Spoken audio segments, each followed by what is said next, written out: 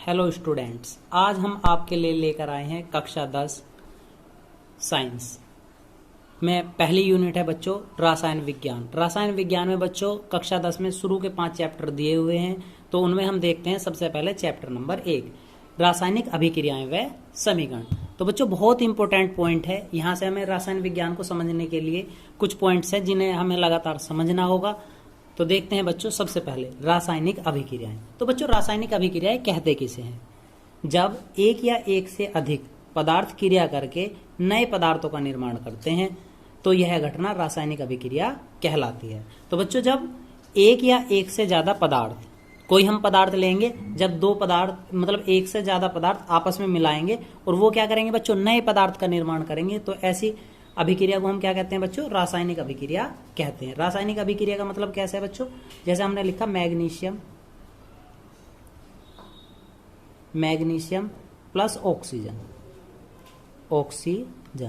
तो बच्चों हमने पदार्थ लिए, एक मैग्नीशियम लिया और एक क्या लिया बच्चों? ऑक्सीजन। ये दोनों आपस में क्रिया करके क्या बना देंगे? मैग्नीज ऑक्साइड बना देंगे, मैग्नीशियम ऑक्साइड। मैग्नीशियम ऑक्साइड, ठीक बच्चों। तो हमने लिए थे कोई दो, एक या एक से अधिक पदार्थ चाहिए थे, तो हमने कोई दो पदार्थ लिए मैग्नीशियम और ऑक्सीजन, जो आपस में मिले और मिलने के बाद एक नया पदार्थ बना दिया मैग्नीशियम ऑक्साइड। तो बच्चों एक चीज बड़े ध्यान से समझेंगे, जो इस तीर के निशान से पहले वाला पार्ट है, जो आपके पास ये तीर का निशान से इससे जो पहले वाला पार्ट है, इसे हम कहते हैं अभिकारक। क्या कहते हैं बच्चों? अभिकारक, या इसका एक नाम हो रहा है क्रियाकारक। एक दूसरा नाम क्या है बच्चों? क्रियाकारक।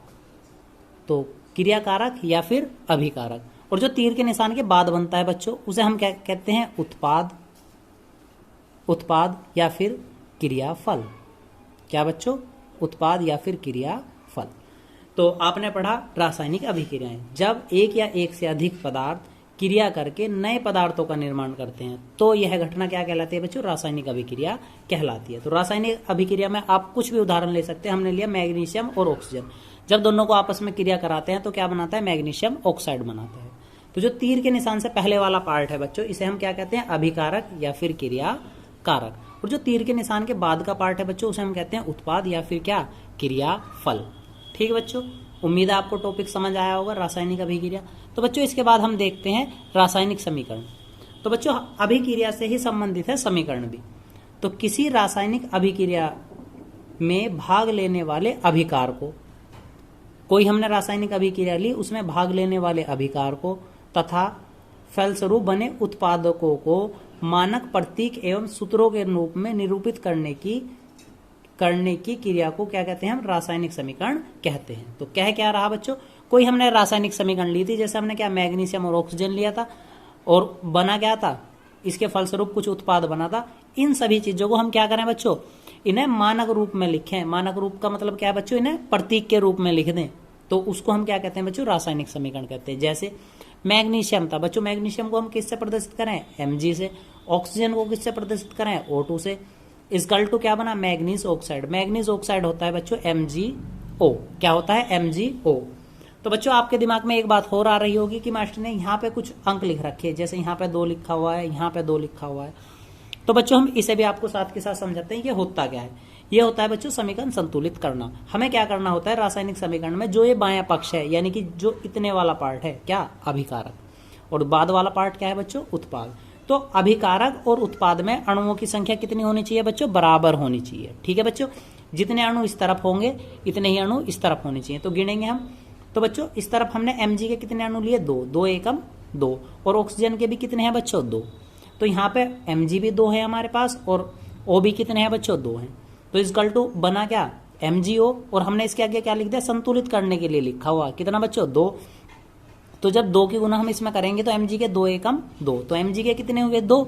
इस तरफ भी 2, और इस 2 की गुना O में भी होगी, 2 एकम 2। तो O के भी कितने हैं बच्चों? 2। तो इस तरफ भी O के कितने हैं? 2। तो बच्चों जो ये आगे अंक कुछ भी लिखा हुआ मिलेगा, आपको इनसे भयभीत होने की कोई आवश्यकता नहीं है। यह केवल क्या है बच्चों? समीकरण को संतुलित करने की विधि है। ठीक है बच्चों, उम्मीद है आपको यहां तक समझ आया होगा। देखते हैं नेक्स्ट टॉपिक। तो बच्चों नेक्स्ट टॉपिक है रासायनिक अभिक्रियाओं के प्रकार। तो जो आपकी रासायनिक अभिक्रियाएं होती हैं ये निम्न प्रकार की होती हैं। तो हम इन्हें कुछ नंबर वाइज नोट किया है, आप किसी भी प्रकार से याद कर सकते हैं। नंबर 1 संयोजन अभिक्रिया, नंबर 2 वियोजन अभिक्रिया, नंबर 3 विस्थापन अभिक्रिया, नंबर 4 द्विविस्थापन अभिक्रिया, नंबर 5 उपचयन या फिर ऑक्सीकरण अभिक्रिया, नंबर 6 पे अपचयन अभिक्रिया, नंबर 7 ऊष्मा क्षेपीय अभिक्रिया, नंबर 8 ऊष्मा शोषी अभिक्रिया, नंबर 9 रेडॉक्स अभिक्रिया। तो 1-2 प्रकार और हो सकते हैं बच्चों। तो ये सभी प्रकार हैं अभिक्रियाओं के, और हर साल बच्चों जो आपके पास ये हमने 9 टाइप एक जगह ही समीकरण लिखे हैं, इन 9 के 9 पार्ट में से किसी भी अभिक्रिया की आपसे परिभाषा और उदाहरण यानी कि समीकरण को पूछ सकता है। ठीक है बच्चों, तो अब हम प्रत्येक समीकरण को स्टेप बाय स्टेप समझेंगे और पूरा प्रयास करेंगे कि आप सभी के समझ आए। तो देखते हैं सबसे पहली अभिक्रिया संयोजन अभिक्रिया। तो बच्चों संयोजन अभिक्रिया, तो बच्चों संयोजन अभिक्रिया का एक नाम हो रहा है क्या, योगात्मक अभिक्रिया। क्या नाम है बच्चों, योगात्मक अभिक्रिया। तो संयोजन अभिक्रिया या योगात्मक अभिक्रिया वह अभिक्रिया जिसमें 2 या 2 से अधिक अभिकारक मिलकर एक उत्पाद बनाते हैं। तो वह अभिक्रिया जिसमें 2 या 2 से अधिक अभिकारक कौन से थे बच्चों, तीर के निशान से पहले वाले, मिलकर एक उत्पाद बनाते हैं। उत्पाद का मतलब क्रियाफल, तीर के निशान से बाद वाला बनाते हैं, तो संयोजन अभिक्रिया कहलाती है। तो क्या रहा बच्चों, वो रासायनिक अभिक्रिया जिसमें 2 या 2 से अधिक अभिकारक मिलकर क्या बनावे, एक उत्पाद बना दें, तो क्या कहलावे, संयोजन अभिक्रिया या फिर क्या, योगात्मक अभिक्रिया। तो हम एक उदाहरण लेते हैं बच्चों। हमने लिया क्या, H2O2। H2 और O2 मिला के क्या बना दें बच्चों, जल के अणु बना दें। कुछ क्या बना दें बच्चों, जल के कुछ अणु बना देते हैं। तो H2 आप किसे कहते हैं बच्चों, हाइड्रोजन को, O2 ऑक्सीजन को, और H2O किसे कहते हैं आप बच्चों, जल। ये क्या था, जल, ये क्या है, ऑक्सीजन, और आपने लिखा H2 क्या है, हाइड्रोजन। तो जब हम हाइड्रोजन और ऑक्सीजन को आपस में मिलाते हैं तो क्या बन जाता है बच्चों, जल बन जाता है। तो हमने लिखा है यहाँ पे 2 लिखा है पहले, तो ये 2 क्या कर रहा है, इस समीकरण को संतुलित करने के लिए है। तो इससे हमने 2 लिखा, तो 2 दूनी 4। इस तरफ H के कितने बच्चों, 4 हैं, इस तरफ भी कितने हो जाएंगे, 2 दूनी 4, H के 4 पूरे। O के यहाँ कितने बच्चों, 2, तो 2 एकम 2, O के भी पूरे हो गए। ठीक है बच्चों, तो हम प्रत्येक रासायनिक अभिक्रिया को पढ़ने के साथ साथ उसे संतुलित करना भी साथ के साथ सीखते रहेंगे। उम्मीद है आपको संयोजन अभिक्रिया समझ आई होगी। देखते हैं नेक्स्ट टॉपिक। तो बच्चों नेक्स्ट टॉपिक वियोजन या अपघटन अभिक्रिया। तो बच्चों हम वियोजन या अपघटन अभिक्रिया किसे कहते हैं, वह अभिक्रिया जिसमें एक अभिकारक, अब की बार अभिकारक कितना है बच्चों, एक है, 2 या 2 से अधिक उत्पादों में टूट जाता है। अब की बार क्या होगा, अभिकारक एक है और टूटेगा कितने में, 2 या 2 से ज्यादा पदार्थों में टूट जाता है, तो क्या कहलाते हैं, वियोजन। वियोजन माने क्या बच्चों, टूट जाना या फिर क्या, अपघटन। ठीक है, जैसे हमने उदाहरण लिया CaCO3। Ca किसे कहते हैं बच्चों, कैल्शियम को, CO3 किसे कहते हैं, कार्बोनेट को। बना क्या, कैल्शियम कार्बोनेट। क्या था बच्चों, कैल्शियम कार्बोनेट। तो बच्चों साथ के साथ इनके रासायनिक नाम भी याद करते चलेंगे, जिसका फायदा हमें आगे चल के होगा। तो बना किसमें, CaO और O2 में। इसे कहते हैं आप कैल्शियम ऑक्साइड। क्या कहते हैं बच्चों, कैल्शियम ऑक्साइड। और O2 को आपने खूब जाना है, इसे हम क्या कहते हैं, ऑक्सीजन। तो हुआ क्या बच्चों, Ca तो एक हो और एक O ले लिया जाएगा इससे, तो बनेगा क्या, CaO। और यहाँ O के कितने, 2, क्योंकि हमारे पास क्या था, Ca और एक O तो हमने इसे दे दिया था। ठीक है ना, तो हमारे पास ये बच गया CO2 बने, ये बनेगा बच्चों, ये तो Ca और एक O इसे दे दिया जाएगा, तो ये बना CaO और ये बचेगा CO2। तो इसका नाम क्या है, अब इसका नाम बदल जाएगा, क्या है, CO2, इसका नाम है कार्बन डाई ऑक्साइड। क्या है बच्चों, carbon dioxide. Carbon dioxide gas कौन सी होती है बच्चों, जीके के क्वेश्चन के हिसाब से देखें, कार्बन डाइऑक्साइड वो होती है जो हम सांस लेने के दौरान छोड़ते हैं। ठीक है बच्चों, तो वियोजन अभिक्रिया जब एक अभिकारक 2 या 2 से अधिक उत्पादों में टूट जाता है, वियोजन अभिक्रिया कहलाती है। नंबर 3 विस्थापन अभिक्रिया। तो बच्चों विस्थापन अभिक्रिया कहते किसे हैं, तो वे अभिक्रियाएं जिनमें किसी यौगिक में एक तत्व का विस्थापन दूसरे तत्व के द्वारा किया जाता है, विस्थापन अभिक्रिया कहलाती है। तो विस्थापन अभिक्रिया किसे कहते हैं बच्चों, वे अभिक्रियाएं जिनमें किसी एक यौगिक में एक तत्व का विस्थापन कौन कर रहा है, दूसरा तत्व कर दे। यानी कि एक स्थान पर जो तत्व बैठा था उसके स्थान पर हम क्या कर दें, दूसरे को रख दें, तो इसे क्या कहेंगे हम, विस्थापन कहेंगे। देखो बच्चों कैसे, Zn यानी कि जिंक और H2SO4 सल्फ्यूरिक अम्ल, जब ये दोनों आपस में क्रिया करते हैं तो ये Zn क्या करा है बच्चों, इसके स्थान पर आ जावे, किसके स्थान पे, H के स्थान पे। तो H को क्या कर देगा बच्चों बाहर, और आपके पास बनेगा ZnSO4। तो बच्चों इस वाली अभिक्रिया में आप देख रहे हैं Zn क्या कर रहा है, H2 को इसके स्थान से हटा रहा है और खुद इसके स्थान पर आ रहा है, ZnSO4, और H2 को कहाँ कर दिया बाहर। कितनी बार विस्थापन हुआ, कितने तत्वों को हटाया Zn ने, केवल एक बार। तो विस्थापन कितनी बार हुआ बच्चों, एक बार। तो इस अभिक्रिया को हम क्या कहते हैं, विस्थापन अभिक्रिया। यानी वे अभिक्रियाएं जिनमें किसी यौगिक में एक तत्व का विस्थापन दूसरे तत्व के द्वारा किया जाता है, विस्थापन अभिक्रिया कहलाती है। ठीक है बच्चों, अब हम इससे आगे का नेक्स्ट पॉइंट देखते हैं, द्विविस्थापन। तो बच्चों द्विविस्थापन का मतलब क्या रहा होगा, डबल विस्थापन, यानी कि दो बार विस्थापन। तो ऐसी अभिक्रियाएं जिनमें अभिकारकों के बीच आयनों का आदान प्रदान होता है, द्विविस्थापन अभिक्रिया कहलाती है। यानी कि आयनों का आदान प्रदान का मतलब क्या है बच्चों, चार्ज का लेन देन हो रहा हो। तो देखो कैसे, हमारे पास यहाँ क्या था Na और ये होता है Ba। तो होगा क्या बच्चों, इसमें से ये Na वाला तत्व तो Cl के साथ जुड़ जाएगा और Ba वाला किसके साथ जुड़ जाएगा, Na के। देखेंगे यहाँ पे तो Ba और SO4 आपस में क्या बना दिया, BaSO4, बेरियम सल्फेट। और आप दूसरा देख रहे हैं यहाँ से क्या है, Na2 और यो क्या है Cl2। तो ये क्या बना रहा, 2NaCl। तो बनाया क्या इसने मिलकर, 2NaCl, जिसे आप क्या कहते हैं, सोडियम क्लोराइड, यानी कि शुद्ध भाषा में क्या क्या हमें, तो क्या, नमक। तो द्विविस्थापन अभिक्रिया क्या कहलाई बच्चों, ऐसी अभिक्रियाएं जिनमें अभिकारकों के बीच आयनों का आदान प्रदान होता है, द्विविस्थापन अभिक्रिया कहलाती है। उम्मीद है बच्चों आपके समझ आया होगा। देखते हैं नेक्स्ट टॉपिक। तो बच्चों नेक्स्ट टॉपिक है उपचयन या ऑक्सीकरण अभिक्रिया। वह अभिक्रिया जिसमें पदार्थों से ऑक्सीजन का योग या हाइड्रोजन का ह्रास का मतलब क्या बच्चों, कमी होती है, ऑक्सीकरण अभिक्रिया कहलाती है। वह अभिक्रिया जिसमें पदार्थों से ऑक्सीजन का योग, यानी कि ऑक्सीजन का योग का मतलब क्या है, ऑक्सीजन की वृद्धि या हाइड्रोजन में कमी होती हो, क्या कहलावे, ऑक्सीकरण की अभिक्रिया कहलाती है। कैसे, जैसे Cu plus O2 is equal to क्या बना रहा, CuO। तो बच्चों यहाँ देखो, कॉपर के पास क्या कोई ऑक्सीजन है, कुछ भी नहीं है, कॉपर केवल में तत्व है अभिकारक में। जब हम उत्पाद की तरफ इसे लेके गए तो Cu में कितना आ गया, ऑक्सीजन, एक ऑक्सीजन आ गया।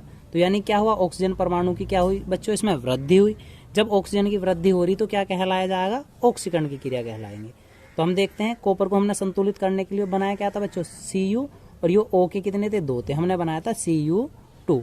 पर हमें जब O के यहाँ कितने थे, 2 थे, इस तरफ कितना था, 1, तो कितने गुना करी बच्चों, 2 की।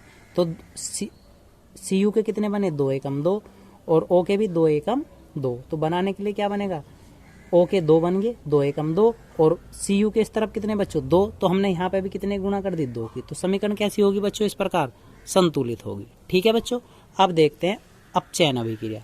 तो बच्चों अपचयन अभिक्रिया कहते किसे हैं, तो वह अभिक्रिया जिसमें ऑक्सीजन का ह्रास का मतलब क्या, कमी, या ऑक्सीजन या हाइड्रोजन की वृद्धि होती है, क्या कहलाती है, अपचयन अभिक्रिया कहलाती है। तो वह अभिक्रिया जिसमें ऑक्सीजन की कमी या हाइड्रोजन में वृद्धि होती है, क्या कहलाती है, अपचयन अभिक्रिया कहलाती है। जैसे बच्चों देखेंगे फिर से, CuO यानी क्यूप्रिक ऑक्साइड, जब इसकी क्रिया हम किसके साथ करते हैं, H2O के साथ करते हैं, तो Cu बन रहा है। यहाँ से पढ़ेंगे बच्चों फिर से, देखो यहाँ Cu के साथ क्या था, O था, जब इससे क्या बना होगा, केवल क्या बना बच्चों, Cu बना, यानी कि क्या हुआ, यहाँ पे एक ऑक्सीजन था, यहाँ पे ऑक्सीजन है ही नहीं। तो इस अभिक्रिया में क्या हो रहा, ऑक्सीजन परमाणु की कमी हो रही है। जब ऑक्सीजन परमाणु की कमी होवे तो क्या क्रिया कहलावे, अपचयन की अभिक्रिया कहलावे। ठीक है बच्चों, देखते हैं नेक्स्ट टॉपिक। तो बच्चों नेक्स्ट अभिक्रिया हम आपके लिए लेकर आए हैं ऊष्माक्षेपी अभिक्रिया। तो बच्चों ऊष्माक्षेपी अभिक्रिया कहते किसे, वे रासायनिक अभिक्रियाएं जिनमें अभिकारक या फिर क्या क्रियाकारक, दोनों एक ही बात है, से उत्पाद बनते समय कुछ ऊष्मा उत्सर्जित होती है। तो वे रासायनिक अभिक्रियाएं जिनमें अभिकारक से उत्पाद बनते समय क्या हो रहा है बच्चों, कुछ ऊष्मा उत्सर्जित, यानी कि ऊष्मा क्या होगा, निकले। तो ऊष्मा अधिक बने तो क्या कहलावे, ऊष्मा क्षेपी अभिक्रिया कहलाती है। जैसे N2 + 2H2O, यानी कि N2 नाइट्रोजन के हमने कितने लिए बच्चों, 2, और H2 के लेंगे हम यहाँ से 3 अणु लेते हैं, तो क्या बना है, 2NH3, यानी कि अमोनिया गैस। जब नाइट्रोजन की क्रिया हम किसके साथ करते हैं बच्चों, हाइड्रोजन के साथ, तो अमोनिया गैस बनती है और साथ में 23,400 कैलोरी ऊष्मा भी निकलती है। तो बच्चों यदि यहाँ पे प्लस का चिन्ह है तो कैसी अभिक्रिया कहलाएगी? ऊष्मा क्षेपी अभिक्रिया कहलाएगी। यदि यो वाला चिन्ह कहीं का रहेगा? माइनस का रहेगा, तो कैसी अभिक्रिया कहलाएगी? ऊष्मा शोषी अभिक्रिया कहलाएगी। तो बच्चों संतुलित अभिक्रिया भी देखेंगे। N2 कितने हैं? N के कितने हैं यहाँ पे? 2, तो 2 एकम 2 N के पूरे हो गए। और H के 3 दूनी 6 और यहाँ से 2 तिया 6, तो H के भी कैसे हो गए बच्चों? पूरे हो गए। ठीक है बच्चों, देखते हैं नेक्स्ट समीकरण। तो बच्चों नेक्स्ट अभिक्रिया देखते हैं। नेक्स्ट अभिक्रिया ऊष्मा शोषी अभिक्रिया। वे रासायनिक अभिक्रियाएं जिनमें अभिकारक से क्रियाफल या उत्पाद बनते समय कुछ ऊष्मा कैसी होती हो बच्चों? अवशोषित होती है। अवशोषित का मतलब क्या है? बनने वाला पदार्थ ही कुछ ऊष्मा सोख लेगा, अवशोषित होती है, ऊष्मा शोषी अभिक्रिया कहलाती है। वे रासायनिक अभिक्रियाएं जिनमें अभिकारक या क्रियाकारक से क्रियाफल या उत्पाद बनते समय क्या होता हो? कुछ ऊष्मा अवशोषित होती है। अवशोषित कैसी अभिक्रिया कहलाएंगे? ऊष्मा शोषी अभिक्रिया। देखो बच्चों यो वाला चिन्ह कहीं का है? माइनस है। माइनस का मतलब क्या है? यो क्या कर रहा? कुछ ऊष्मा ले रहा है। कितनी? 43,200 कैलोरी। तो जब हम नाइट्रोजन की क्रिया ऑक्सीजन के साथ करते हैं तो नाइट्रिक ऑक्साइड बने। क्या बने बच्चों? Nitric oxide. तो हम संतुलित करते हैं, N के भी 2 हैं, O के भी 2 हैं, तो आगे कितने गुना कर देंगे? 2 की गुना कर देंगे, NO। ठीक है बच्चों। तो इस अभिक्रिया में एक विशेष चिन्ह हो रहा बच्चों, ये वाला चिन्ह थोड़ा गौर देंगे। इस वाले चिन्ह पे भी डबल तीर का निशान है। ये चिन्ह कैसा है बच्चों? आधा तीर ऊपर और रिवर्स में आधा तीर किस तरफ? नीचे की तरफ। तो जब दोनों तीर आधा ऊपर और आधा नीचे जा रहा है, ऐसी अभिक्रिया जब ऐसा तीर का निशान लगा रहेगा तो बच्चों ध्यान रखेंगे, ऐसी अभिक्रिया को हम कहते हैं उत्कर्मणीय अभिक्रिया। कैसी अभिक्रिया? उत्कर्मणीय अभिक्रिया। तो इस अभिक्रिया का क्या फायदा होता है बच्चों? आप अभिकारक से उत्पाद बना सकते हैं और उत्पाद से पुनः अभिकारक भी बना सकते हैं। ठीक है बच्चों, देखते हैं नेक्स्ट अभिक्रिया, रेडॉक्स। तो बच्चों वेरी इंपॉर्टेंट अभिक्रिया रेडॉक्स अभिक्रिया। तो रेडॉक्स अभिक्रिया वे रासायनिक अभिक्रियाएं जिनमें उपचयन व अपचयन, उपचयन का मतलब क्या था बच्चों? ऑक्सीकरण व अपचयन दोनों साथ साथ होते हैं, रेडॉक्स अभिक्रिया कहलाती हैं। तो वो रासायनिक अभिक्रिया जिसमें ऑक्सीकरण और अपचयन एक ही अभिक्रिया में हो जावे तो क्या कहलाती है बच्चों? रेडॉक्स अभिक्रिया कहलाती है। तो देखते हैं, CuO + H2 = CuH2।